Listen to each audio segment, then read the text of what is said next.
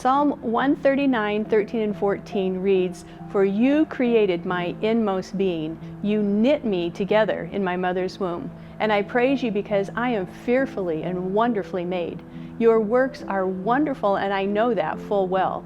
Well, at Christmas time, we do think more about Jesus as a baby. And when we think about how God knit Jesus together in Mary's womb, I wonder what thoughts were going through his mind as Jesus was being formed into a baby, to be able to come to earth in such a vulnerable state. Jesus was part of the creation of the world, but here he is coming to live among us in the flesh. And one of Jesus's names is Emmanuel, which means God with us. But as a helpless baby that would need nurture and care to survive, for God to trust Mary and Joseph with the pride and joy of heaven tells us that he is ultimately in charge. And this little baby was tethered to Mary's womb by a life-giving umbilical cord that would supply oxygen and nutrients through that connection.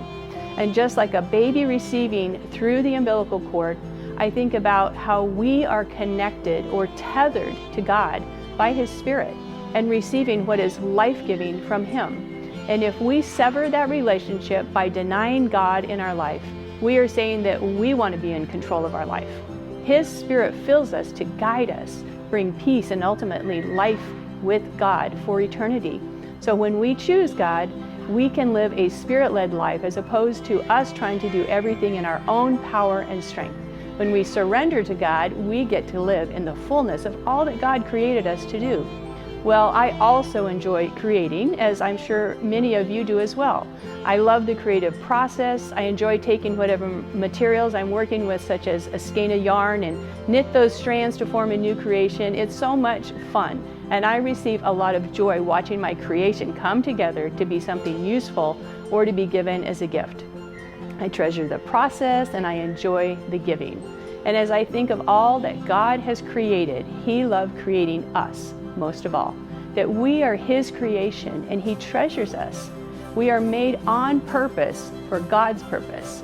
And the imagery of God creating or knitting shows the amount of attention to detail that God puts into each life that he creates.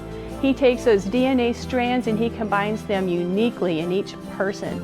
Our hair color, our eye shape and color, our skin color, height, build, personality, and giftedness. Every feature was carefully put together by our Creator. And if there is a feature about yourself that you're not too fond of, just remember that you were fearfully and wonderfully made. And you can be confident that God created you to be you from the beginning. As we bring our vulnerable selves to God, he can transform us to do the good works that he intended for us to do.